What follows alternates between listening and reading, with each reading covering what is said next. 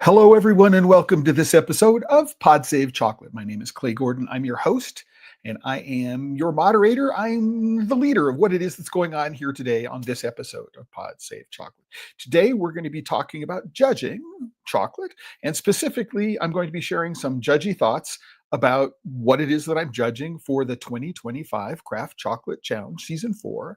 And I'm also going to be leading you through the new platform that we're using and talking about that and how the tools that you use to judge or the tools that you use to record your notes about judging have an influence on what it is that you're going on and how you go to approach it and all this other kind of stuff. So I think it's going to be a really quite an interesting episode. I'd like you to do me a favor, which is wherever in the world you're watching from, go into the comments, the live chat on YouTube, or the comments on LinkedIn and Facebook. Let me know where in the world you are connecting from. And if you do have a comment or a question about anything that I mentioned today, you can put it in the comments. I will get it asked, put it up on the screen and answered. I'll do my best to answer it, and we'll continue on with the show. And a quick shout out to Mike King from Encore Coffee and Chocolate. And Mike, I want to let you know that I have judged one of your entries in the competition so far. You have 2 in, which is the maximum number that anybody can enter any year now. I have judged one of them, but we're not going to be talking about your specific entry today. I'm not going to be talking about anybody's specific entries today. I'm just going to be talking about the process. Before we begin, I'd like to remind everybody that this episode of Pod Save Chocolate, like every episode, is sponsored by the members of The Chocolate Life. And here is the homepage of The Chocolate Life right now. This is live. You can click on any of the links. It'll take you around. You can do the search.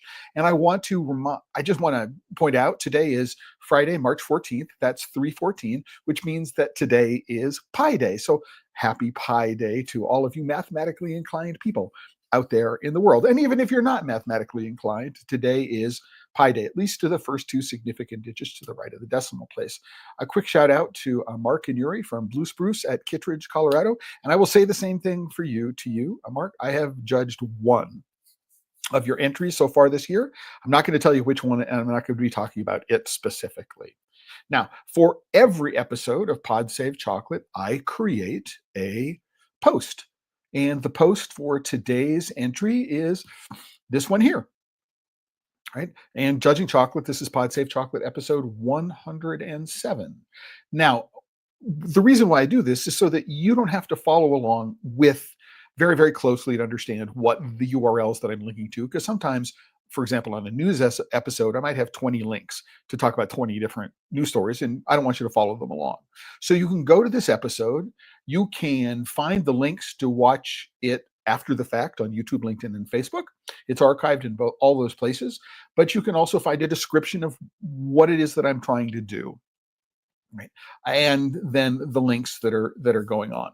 So the links that are going on, that's weird. The links that I'm going to be using as a part of the description.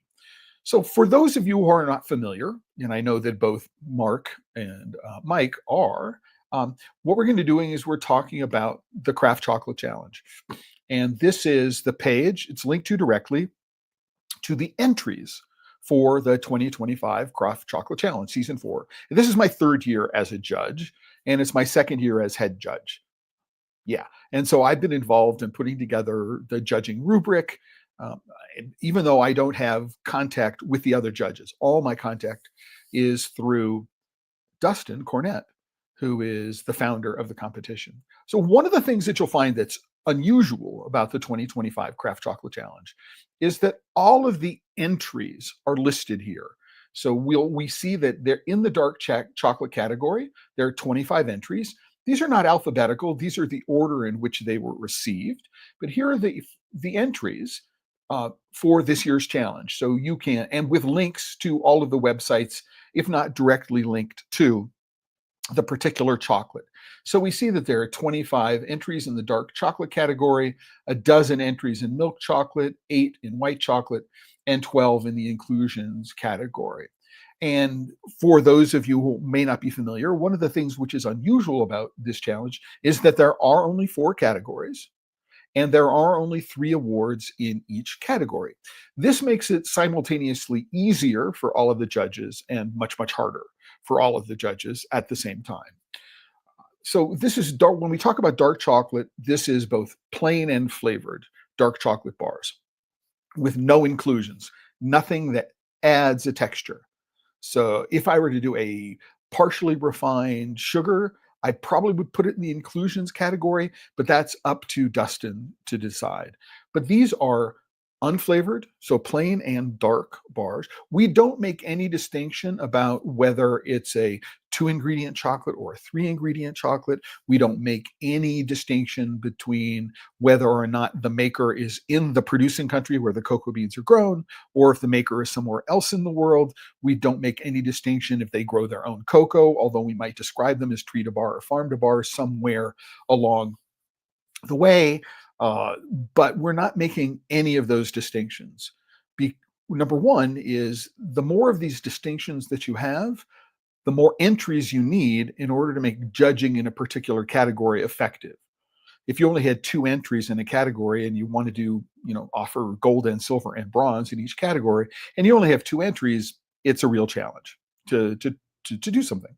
And so the goal here with the Craft Chocolate Challenge is not to necessarily have hundreds of entries or thousands of entries and hundreds of winners. I mean, for example, in the Academy of Chocolate Awards, which was just recently announced, there are more awards in one level, it's like more bronze awards in a category, in one category, than there are entries in this entire competition.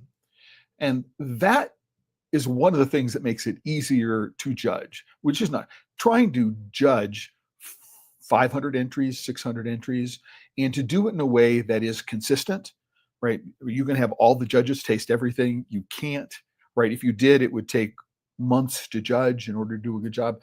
So this is a very different approach from most of the other competitions. I would say that the International Chocolate Awards and the Academy of Chocolate Awards, there is this huge volume that needs to be dealt with. And so it's judging in a very different kind of way, or the purposes of the competition are very, very different.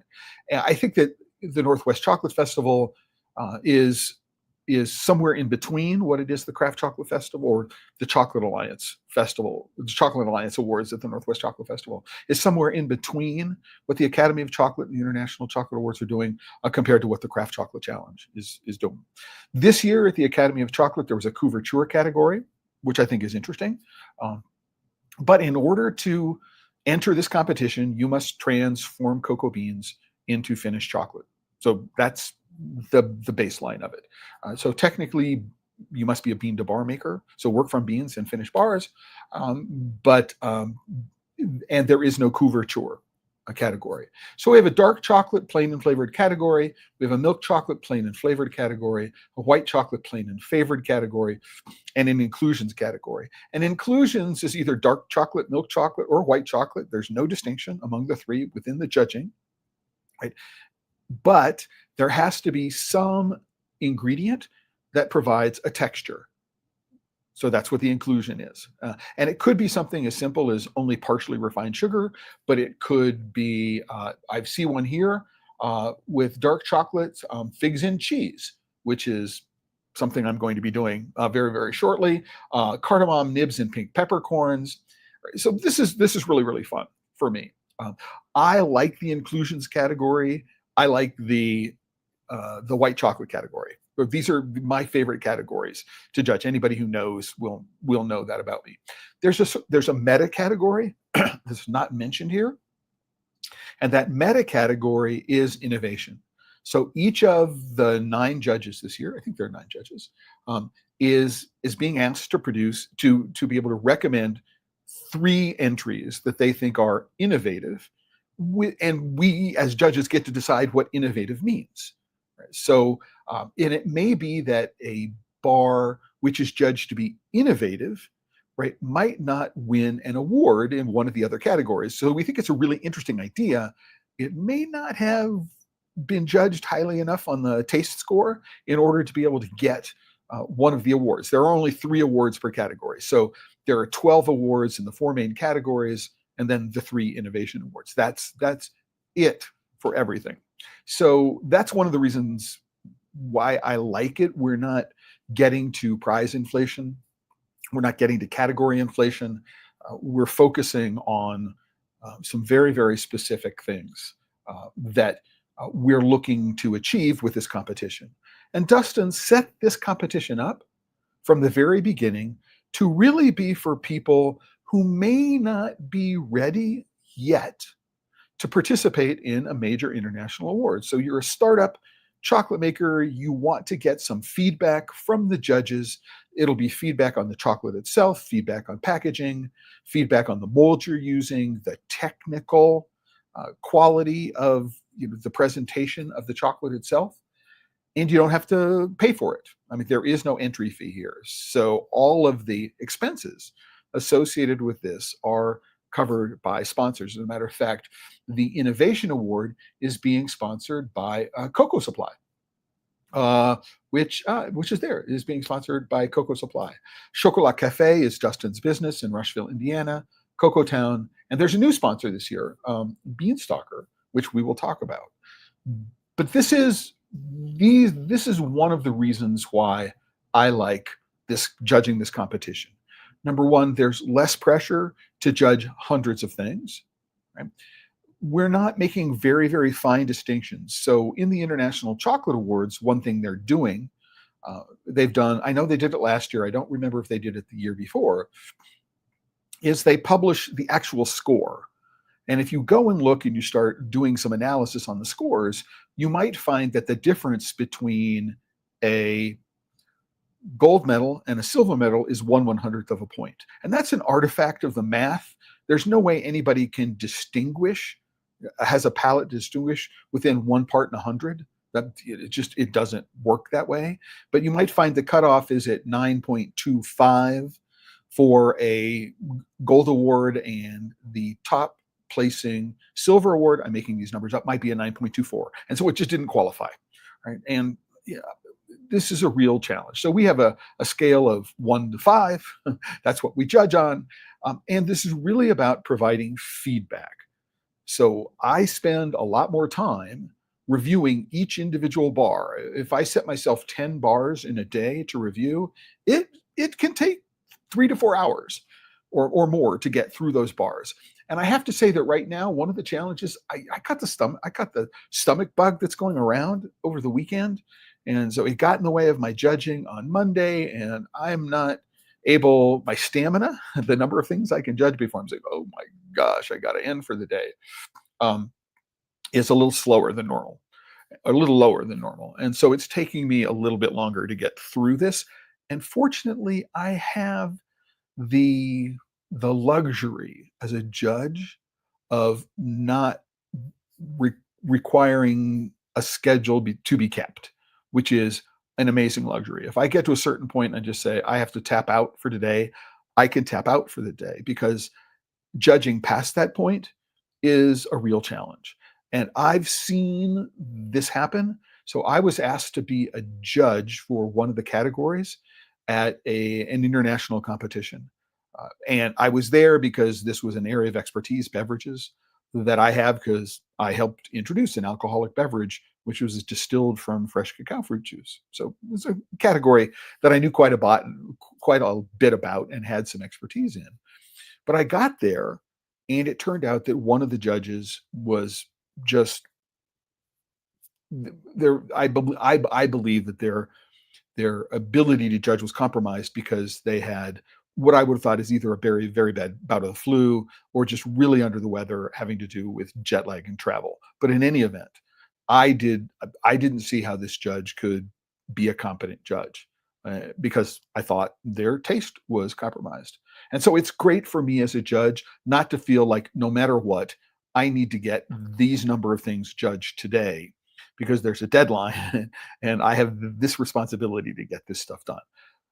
Another thing about this award, this with this program, is that every single judge, and there are 9 of us, every single judge judges every single bar, and the entrant company is going to receive all of the notes from all of the judges in full.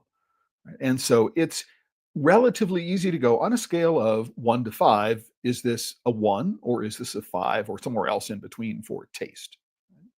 But it's another thing to start thinking about, oh, what am I experiencing? What is it about the experience of this bar that I'm liking? It starts off here and it goes there. What are the bite and the chew and the melt? How do they relate to the snap and the crispness and the way the bar looks?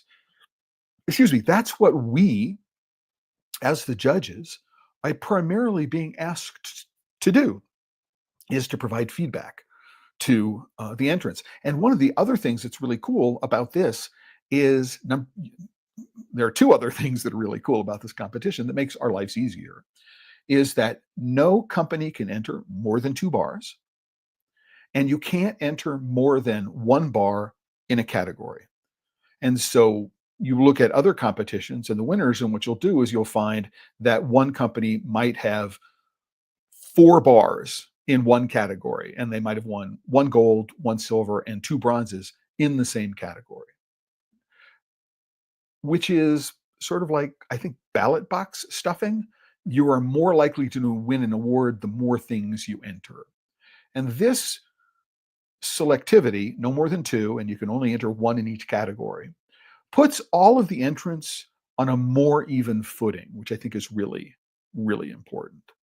And the other thing that's cool about this is that once you have won in 3 different competitions, you're not allowed to enter into another competition. And that's happened for the first time this year. The competition has its first ever master, as it's called here, Tandy Peterson of Embers Chocolate. And Tandy won in season 1 for inclusions, season 2 in white chocolate, and season 3 for a dark chocolate entry, which shows range. One of the things that I really like about what it is that Dustin is doing is that you get to see, okay, well, here are the season 4 entrants. At the end of the season, all of the entrants are going to be replaced by all of the winners. And then you'll notice that we also have the panel, the profiles of all the judges. So last year there were 11 judges. This year there are 9 judges. Right? And while the judges remain superficially anonymous, as we slow down here, what you'll do is you'll find, okay, judge 1 is a chocolate maker and a chocolatier. Obviously, you can't be a judge and enter your bars into the competition. That doesn't work. They like Italian food. They prefer creamy dark milk chocolates, and they like barley tea. Now, this is just designed to give you an idea of where the judge is coming from. And there are other competitions where who the judges are has not been a part of the data which is published, the information that is published around the way the competition is organized. We as judges, are given the freedom to be able to decide if we want to out ourselves, for want of a better term. So if you go to my Instagram account, Discover Chalk, if you go to the Discover Chalk Instagram account, you'll see that I have been posting in my Instagram feed and then shouting out to individual chocolate makers, not talking about the bars that I'm doing, but individual chocolate makers as a way to promote what it is that's going on, which I think is part of what it is that the Craft Chocolate Challenge does well in contrast with other awards programs. But here I am judge number 2. So if you're a chocolate maker who is an entrance, you can look at all of the all of the notes from judge number 2, and you can know it's me, right? I do not know who judge number 1 is.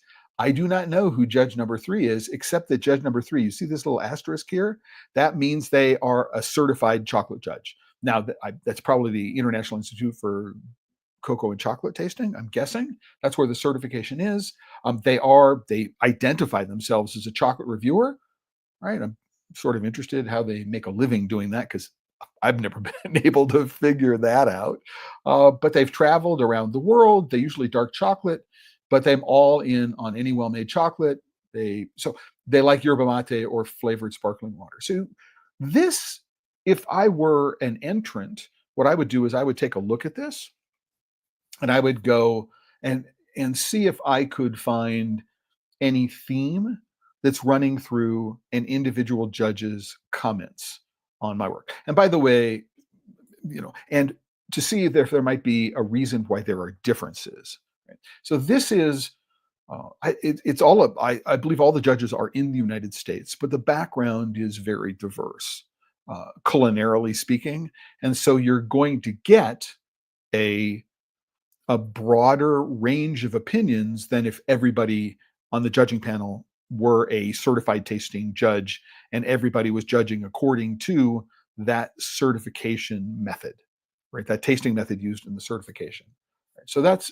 So you may agree with it, you may disagree with it. I personally think that if I were a chocolate maker having a range of opinions, right, I don't necessarily need to know just what a certified tasting judge thinks. I want to know what members of the general or an enthusiast community, because the enthusiast community is going to make the bulk of my customer base. So I think it's really important that we do this. And we can see that we have a chocolate enthusiast and advocate, a chocolate lover and buyer, chocolate lover and customer. I think it's a good balance to go on. And I don't want to go on any more about the challenge itself, other than to say, if you are a craft slash specialty slash bean to bar chocolate maker, right? You're a relatively new maker. It's not a requirement, but you're a relatively new maker. You don't necessarily want to spend hundreds or thousands of dollars on entry fees to existing competitions.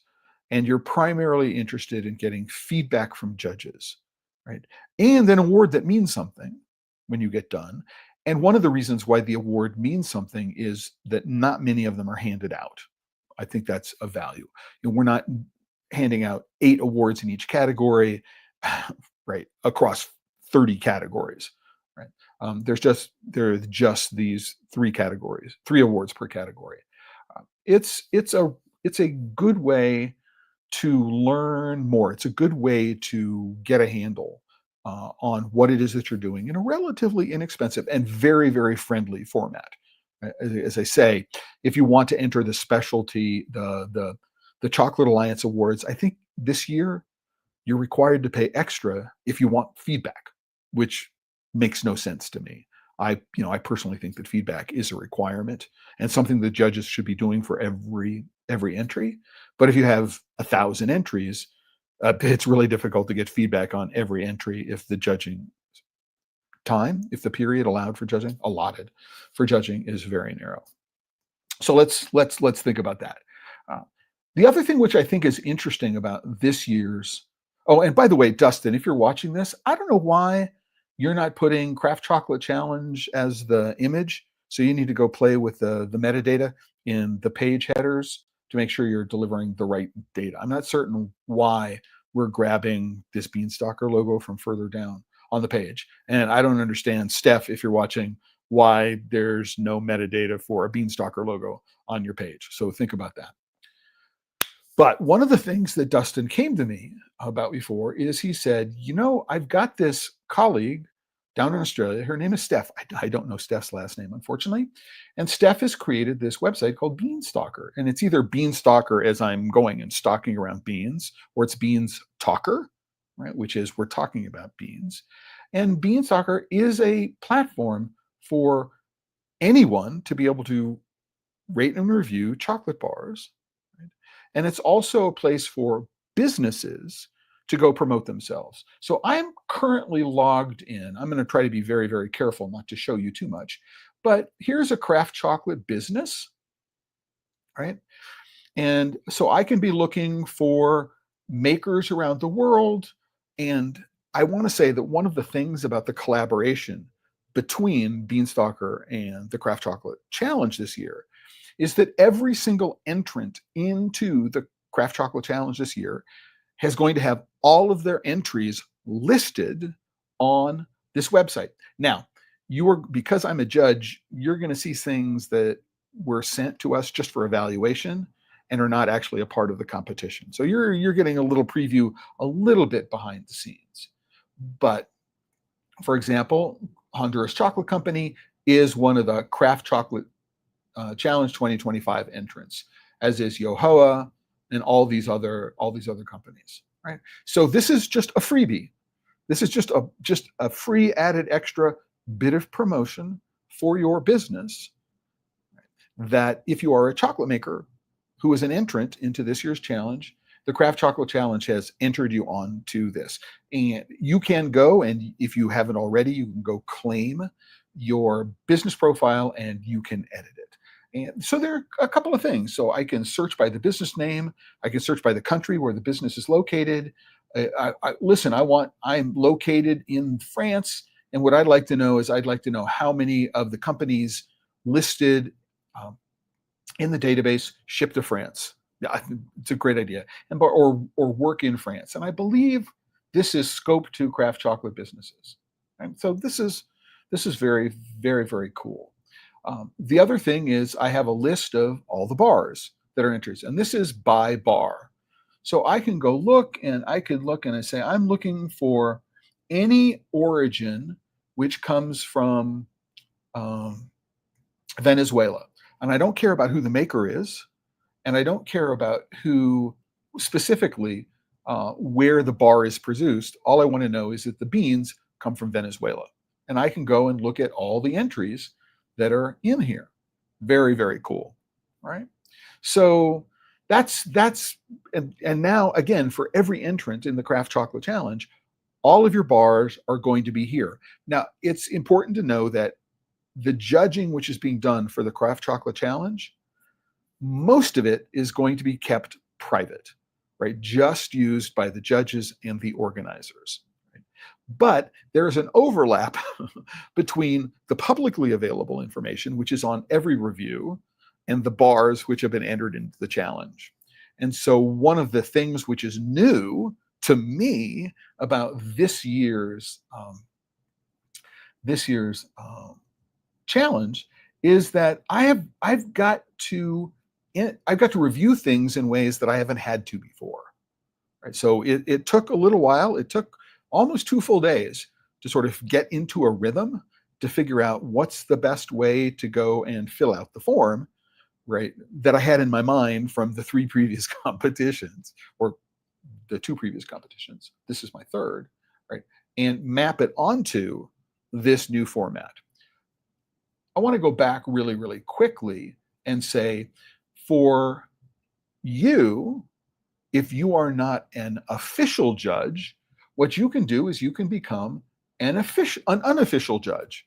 So you can go to Beanstalker, you can set up an account, and then you can rate and review any of the bars that are in the competition that you've tasted, which is very cool.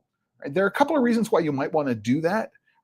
Number one is that you might want to see how your impressions match that of the judges or other reviews. That's pretty cool. Right? What the organizers can use it for is we can say, oh, here's a judge, number one, that appears to be enthusiastic, and they've done a good job of matching what the rest of the judging panel thinks about. Or we like their approach to the way they talk about things. And so it's a way, if you're interested, to be considered to be a judge in future rounds of the Craft Chocolate Challenge. So there are 2 really, really good reasons to go and become an unofficial judge. Now, of course, we're asking that you go and actually purchase the chocolate bars. Not all bars are available. in all places. But of course, that's one of the things that you can go look for. You're in one country, France. You can go and say, okay, I'd like to filter it by people in the 2025 Craft Chocolate Challenge. How many bars can I purchase? How can I get them? And you don't have to do them right in the time frame that we as judges have to do. You can go and do them, at any time that you want to. So it's a really, really cool, really cool thing. And we're hoping that what it will do is that more by attracting interest more broadly from people, that there will in fact be more reviews for particular bars. Uh, a site like this is better the more bars there are, the more makers there are, and the more reviews there are. And so providing a lot of different incentivization, not necessarily gamification, although I can think of ways to gamify this, is, I think, a very, very good thing. Now, before I get into the actual judging, right, on the Beanstalker website, I do want to talk about a couple of things. Number one is that when you go to the entry page for 2025 on the Craft Chocolate Challenge website, there is a PDF file which lists the judging guidelines. So you can go and you can see exactly what it is that we, the judges, are being asked to judge. I think that's really, really important. And then there's also a sample of the judging form. Now, this is what we filled out. This is what I, as a judge, filled out last year and the year before. So for every single one of the 50 to 65, 70 entries there were, right, Dustin sent this is a Macintosh Pages file, an Apple Pages file, but he sent us a page which was personalized. There was one entry, there was one judging form for every single bar. And so you might imagine that what Dustin did is he sent each entrant he sent PDFs of every single response that he got from every judge. But then he had to hand collate all of the ratings into a spreadsheet in order to be able to do the analysis of it. But you can go and take a look at, here's the judging rubric, and here's the judging form, and you can get an idea of the amount of work, right, that judges are doing on behalf of each one of the entrants. Very, very cool. And I suggest that everybody go take a look at it, as you're going to learn a lot about the judging process. If you are interested in being a judge, or you're interested in understanding how judging is done, if you're interested in finding out what are judges looking for and how to approach them, then this is a little behind the scenes peek, which can help you decide which bars. You can look historically at what is won in previous competition. You can decide, what to enter, right, and how to describe it, right, to make it interesting for the judges. So this is a really, really interesting way to go take a look at things. And so that's that, right? So that's, what it is the Craft Chocolate Challenge is, and how we judged for the first 3 years.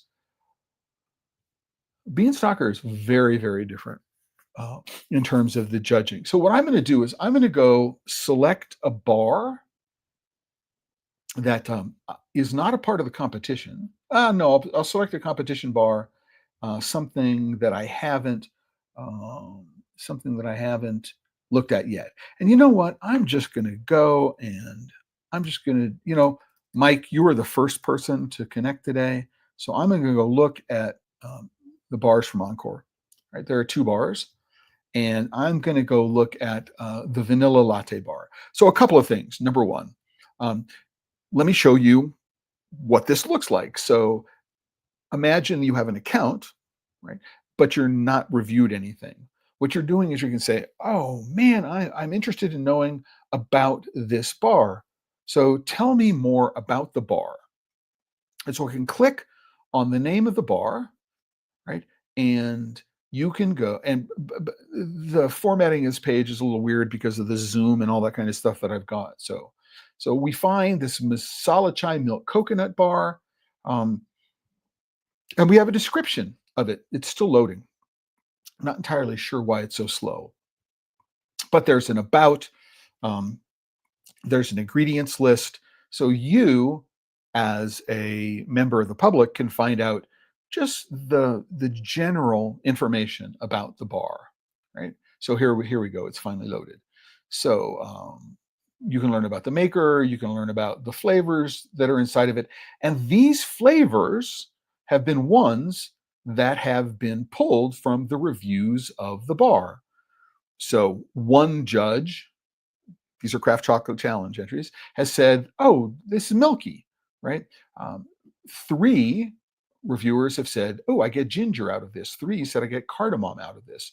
And you can go and see what others have seen, or what others have pulled out of this. Now, at this point, you can't look at individual reviews. That's not there. Right? You don't have that ability. All you're doing is you're looking at the summary of all of the reviews. One of the things that Steph has done, which is really, really interesting and really, really challenging, right, is that she has created this flavor wheel. And this flavor wheel is a little bit similar to what is done for the Craft Chocolate, not for the Craft Chocolate Challenge, but for the Cocoa of Excellence. It doesn't follow that model exactly. And there are other programs that use a flavor wheel like this. So, for example, the Hidden Persuaders in Cocoa Chocolate, Hidden Persuaders in Cocoa and Chocolate flavor wheel, which was produced by Barry Calabout with Givaudan, um, has a similar but very, very different approach. And so you can see, oh, I can go from a sort of a general idea, oh, it's fruity, right? And then I can go, I'm interested in stone fruit. Ooh. So as a judge, I can say it's fruity, or I can say it's stone fruit, or I can say it's a particular stone fruit. It's apricot. So this is good in the sense that I have this selection of flavors to choose from. It's bad in that I can only select from these flavors and have them show up on this list. And so what happens if, so for example, there's dark sweet, but there's no, oh, this is just white sugar sweet. I can't just say it's well, sweet is not one of the keywords here. Right? And so that's a challenge. There's milk, but there's no sort of dairy category where we could say we have dairy flavors. And so this is a really, really cool concept. And I can see lots of ways to make it really, really interesting. One of the things that I would love to do uh, is that I would love to be able to translate this. So I could decide I want this in French, or I want this in Spanish as opposed to in English or German or Portuguese or some other. So I'd be able to get those. But notice that what's this list, this Beanstalker overall profile from 6 reviews, you'll notice that there is a number down here. So ginger was picked up, hopefully you can see it. Ginger has been mentioned by 3 judges. So there are a number of different ways to get at, all right, the results. And then there's, oh my gosh, here are these other bars that have been judged, which have a similar profile.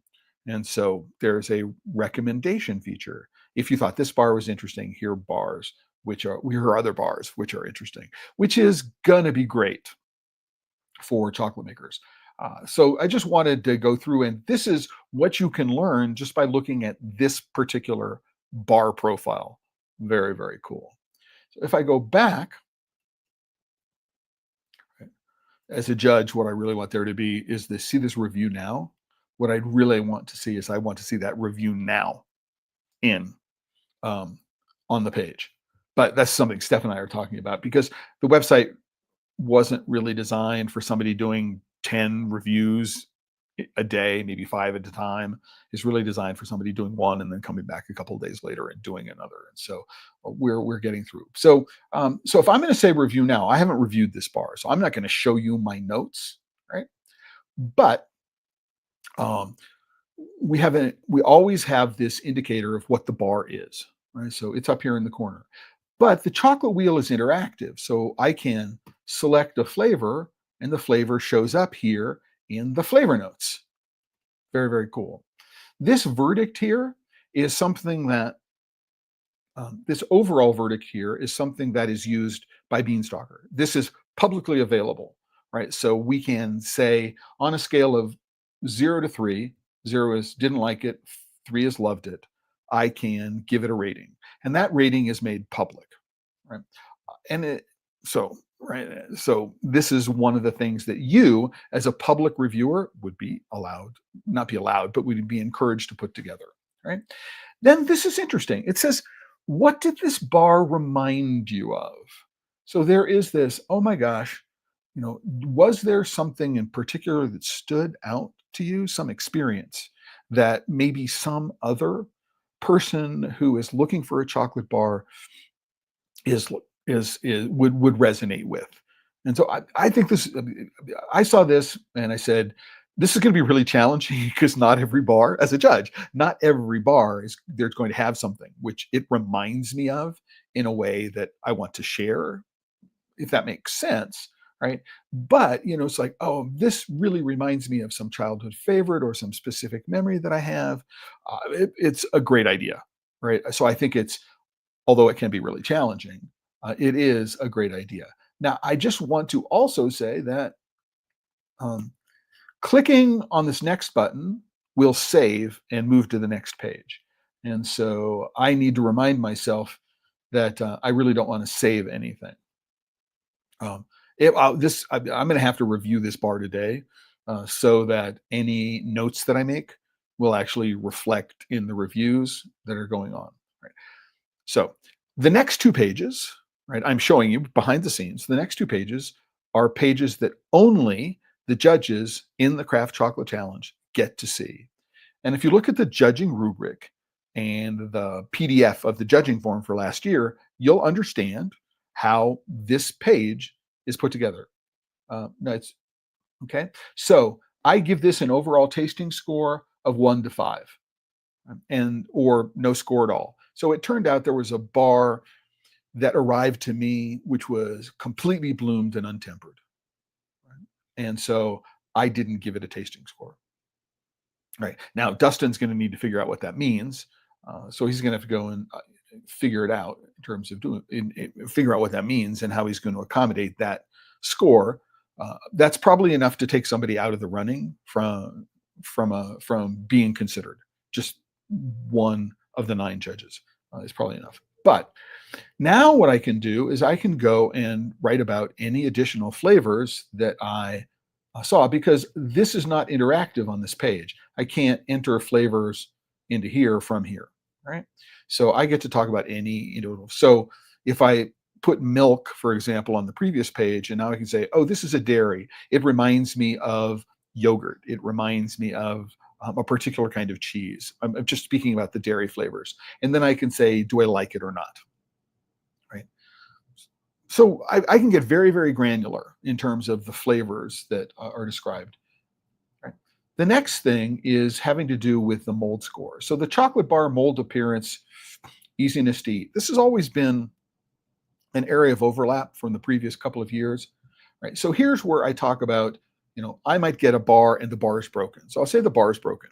And because the bar is broken, maybe there are lots of little shards or chips of chocolate that make it difficult, that have damaged the surface appearance. And so there might be a nice sheen, but the surface is damaged. And so I can talk about that. Or maybe the mold is underfilled, and so there's a lip or feet on the back of the bar, and those have shattered during shipment and they're all over the place. So those are the things that I will talk about, as well as surface sheen. If this is a dark chocolate, I can talk about, is it shiny? If it's milk chocolate, I can say, ooh, for a milk chocolate, this has got a really nice surface. If there are mold defects like pinholes, if there are depositor marks and swirls on the back of the bar, this is where we talk about those things.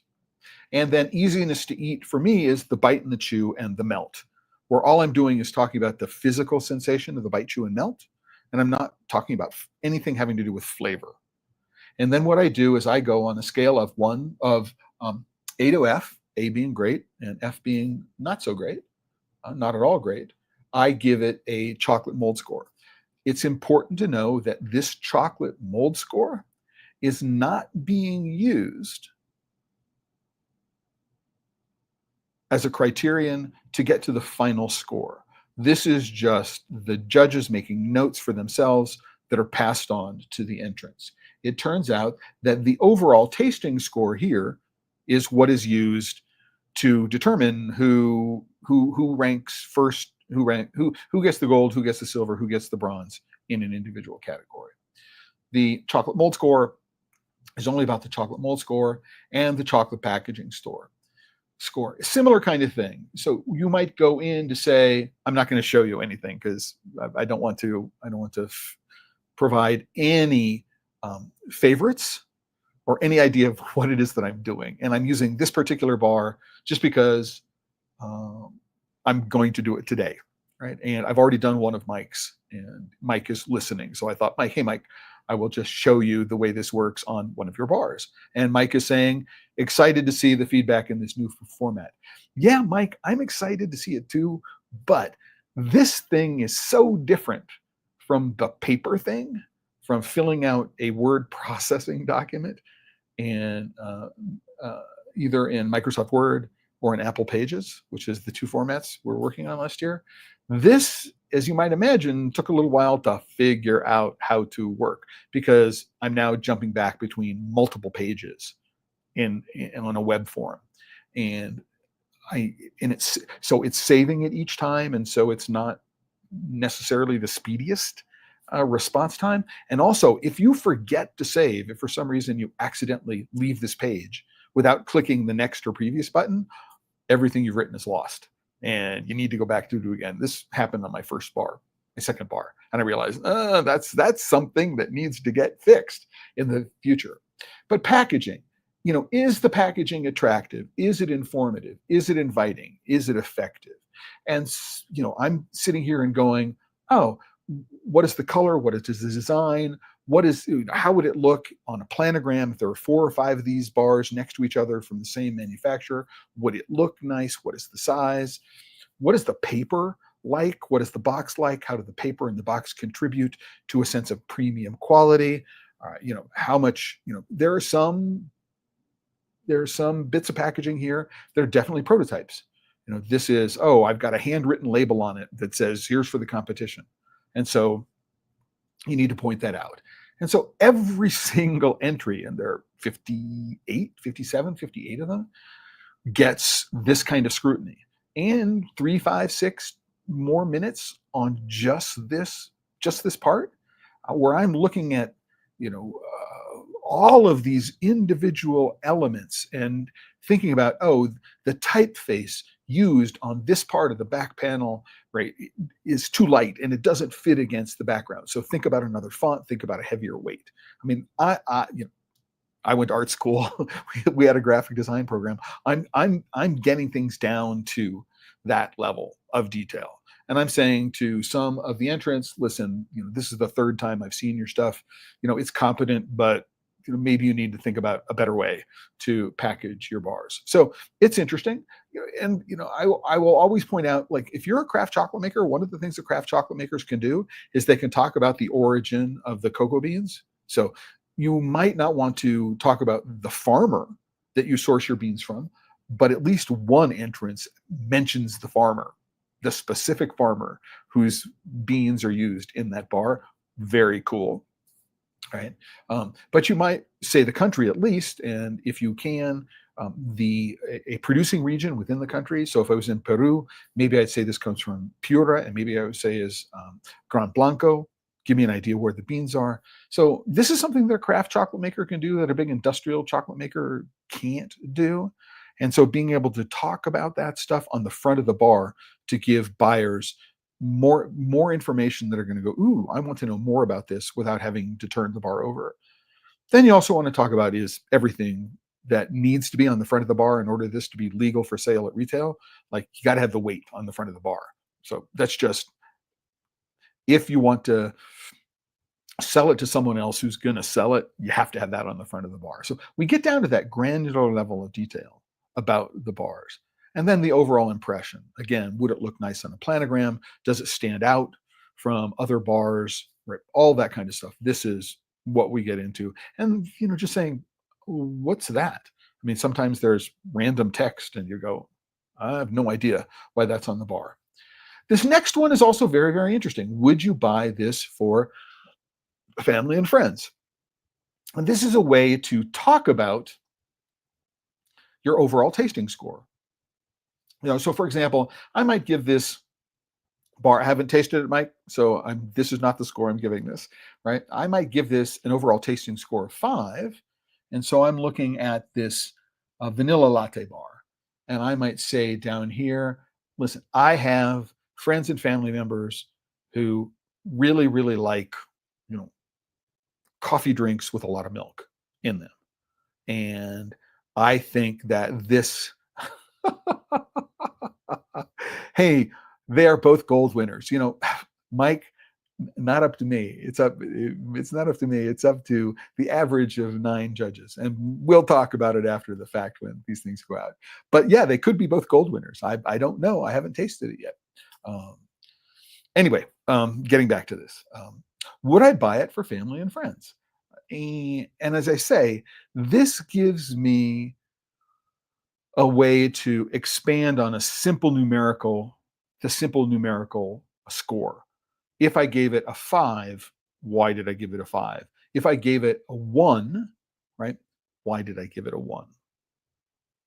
So it might be, listen, this is a chocolate that's, oh my gosh, it's a comfort food chocolate, and anybody who's looking just to put something in their mouth and relax, this is for them. Or this is a real challenging chocolate, and I wouldn't give it to anybody who's not an adventurous eater. Okay, so I think that this would you buy for friends and family in combination with the numerical score is that making sure that when I'm thinking about rating, that these two things make sense, right? When you look at both of them together.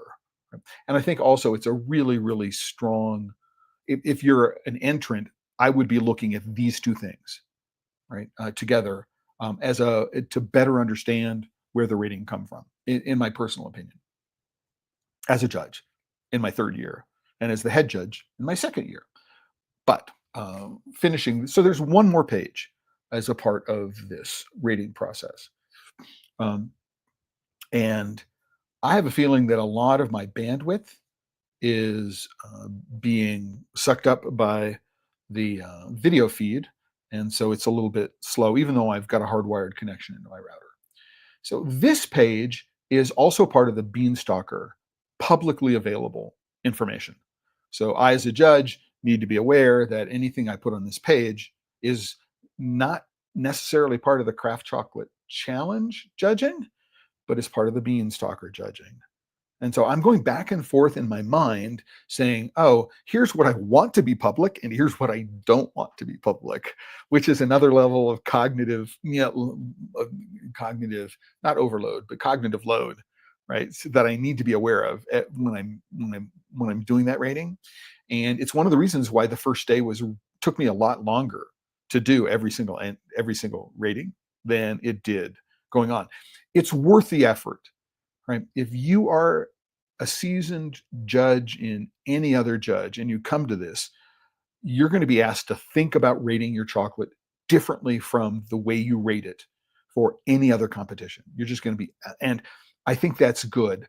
I believe that diversity of judging styles, diversity of beans, diversity of at every level is an absolute necessity. And it's one of the reasons why I supported moving over to this platform when Dustin introduced me to Steph, because this is another way to go about doing it. And I think if you're a judge, you want to go, if you are a judge or you're thinking about being a judge, going onto Beanstalker and rating this way is going to be really, really valuable for you to develop some nimbleness in the way you think about approaching rating and reviewing chocolate. I think, we're only 20 some odd years, let's see, 1984, so which is 1984 is when Bonat introduced single origin chocolate in the modern days on their 100th anniversary. Scharfenberger is 97. So 97 to now 27 years, 28 years. So we're barely into this thing, which is, judging premium chocolate, as a connoisseur. So we're very early on. And I think it's way too early to settle on one way to approach judging chocolate. So I think that certification is a good thing.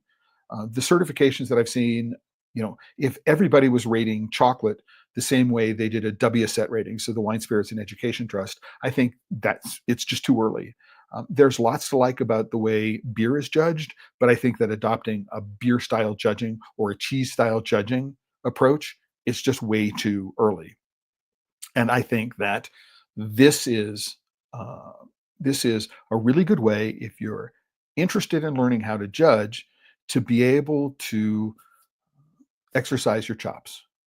And I recommend that everybody who is interested in this go and learn how to translate what they've learned, perhaps in some other certificate in this certification system they've gone, and translate it into this. Now, there is an area which I would like to see a little bit more work, and I would like to see this chocolate wheel merge over time. And obviously, we have to keep all of the uh, all of the descriptors that are here just for backwards compatibility. But I would like to see this merge, the wheel here merge more towards a standardized form. So I don't want to use the Specialty Coffee Association wheel, although this is obviously modeled on that. But I think that the Cacao of Excellence wheel is a place that we want to move this towards, because I think that vocabulary, standardized vocabulary, will be helpful for everyone. That said, uh, again, just this whole issue. So flavor complexity, was it bland in one note, down at the low end, which is actually 1 is low and 5 is high. All of the other things are the other way. So we need to make sure that all the 0 point is at the same end for everything. Again, if you're just doing this one at a time, but if you're doing 5 or 10 a day, right, having to look closely to understand back and forth which ones they are. Again, it's just a little cognitive load that makes things a little bit slower. So distinctive notes. So I get to say, what is the flavor complexity? I get to do it's one note to it's very complex, and then I get to talk about some of the complex, some of the distinctive notes. Right? Is there astringency in it? Is there a bitter note in it, an acidity note? And it's hard to know if this is good acidity or bad acidity. So there's fruit acid, which is associated with citric acid. There's acidity, which is associated with vinegar, which would be probably a negative one, unless it was a balsamico, in which case it might be good. And so this understanding how to rate acidity on this scale when you have is another thing that takes getting used to, which is one of the reasons why I recommend doing it. You're thinking about how you're reading it in a different kind of way, which I think is very cool. We can talk about sweetness overall, then defects. These are just very, very high level defects, sweaty, cheesy, all that kind of stuff. And then you have your final notes. Now, these final notes are going to be made public along with your memory notes from the first page. So every single review, there's going to be these notes. And so the final notes, again, public. It says here notes on snap, aroma, mouthfeel, finish, and any other physical attributes. That's you can't read that. And this is where I get to go on a short narrative, usually under 50 words, but it might be 100 to 200 words, depending upon how I'm feeling about a particular bar, where I get to talk about um, other aspects of the experience that haven't been covered in any of the other areas that are here. And again, noting that everything that I write here is going to be public. Right. So I need to go, and so everything on this page is public. If I go to the previous page, it's going to take a while for the page to load. Excuse me.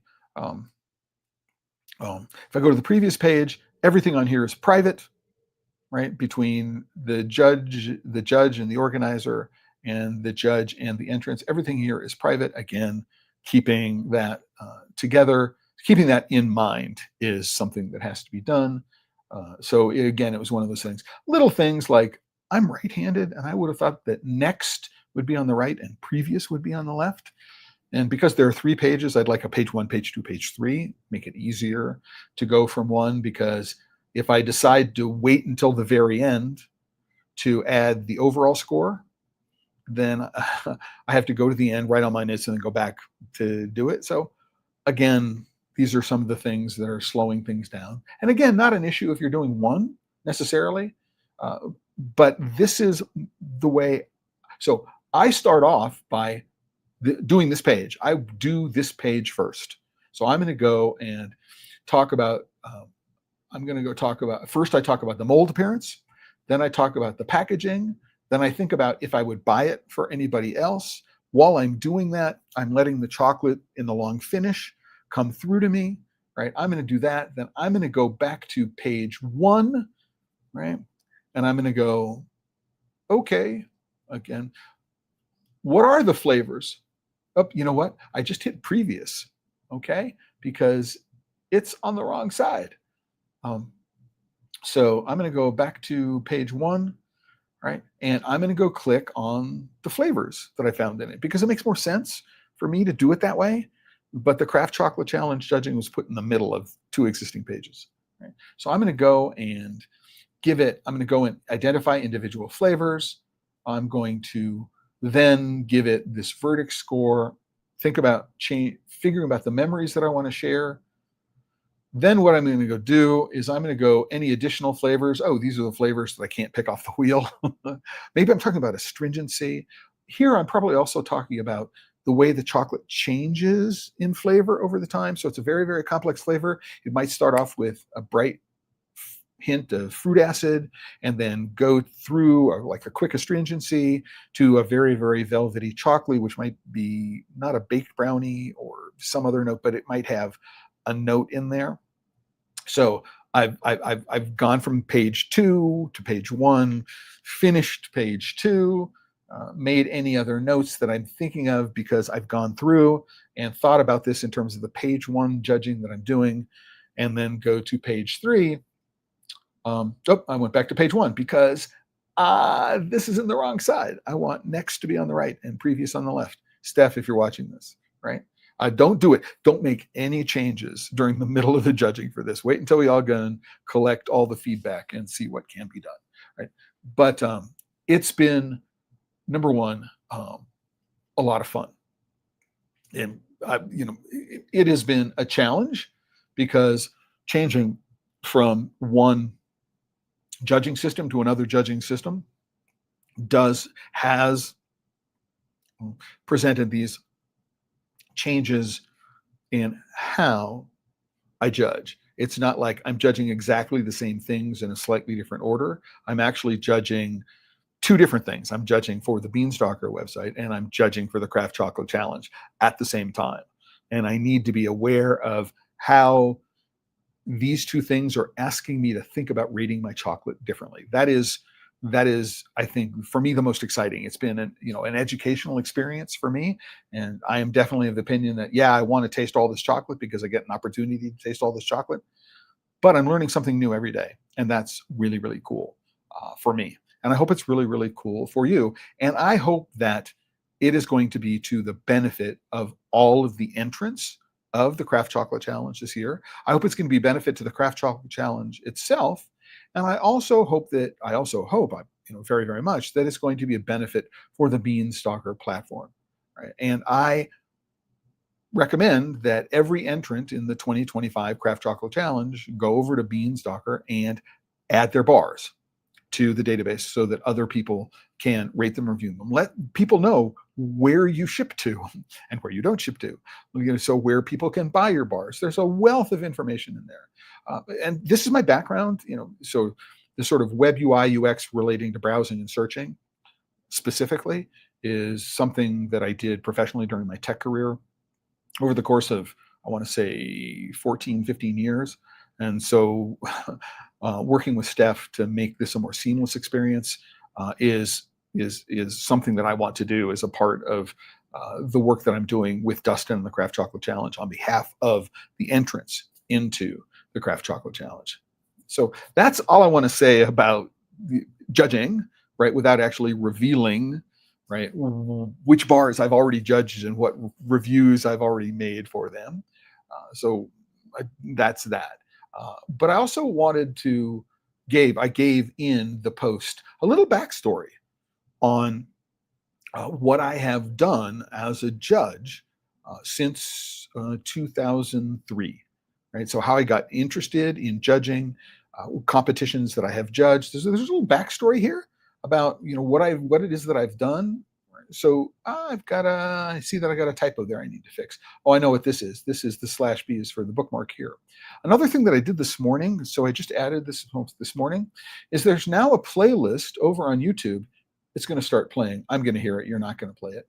But there's now a playlist over on YouTube of all of the episodes of the Chocolate Life Live and a Pod Save Chocolate, which talk about tasting and judging, right? So the today's episode is not listed here so far, but when I get done and everything settles, I'm going to add today's episode into this playlist. But I think there are 17 episodes between Pod Save Chocolate and the Chocolate Life Live. So you can go through and scroll through the playlist and say, oh, I'd like to hear what Clay has to say about judging. Or if I've had a tasting interview, I did one with Magno Chocolate, did one with Sweet Vegan in New York. I did one with Jean Cucos at Chocolat Moderne. I did the Hind and Vera tasting. You'll be able to, they're all in one place now. You don't need to go search for them. And this is something I'm going to be doing on other topics. I created one which is specifically about gear and equipping. So there's a new playlist. So if you go over to the Pod Save Chocolate channel on YouTube and go look at the playlists, number one, subscribe to the channel, like the videos. You'll be able to get to a playlist which just highlights all the videos which are on those topics. And so that's been a lot of fun. And that's it. That's today's episode.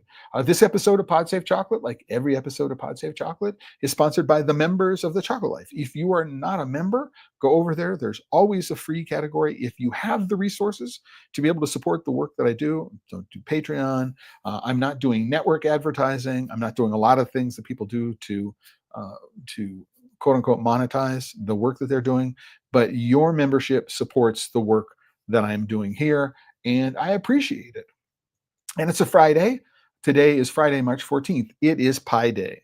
So even if you're not mathematically inclined, happy Pi Day to everyone. And think about, oh, maybe there's an opportunity in an obscure holiday to produce a chocolate product, which is dedicated to that. Even if you don't produce a lot of it, it might represent a PR opportunity. Send it out to the press, get people interested. You never know, right? And it makes sense to go about doing that. And because it's Friday, everybody have a happy weekend.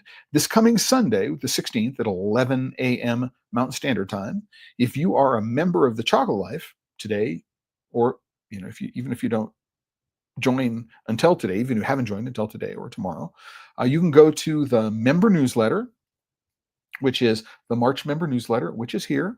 You can click on it and you'll find the link to the monthly AMA. So on Sunday from 11 to 12:30 Mountain Standard Time, 90 minutes, you can just connect to the Google Meet at any link at any time you want, and you can ask me questions. Ask me anything about cocoa and chocolate.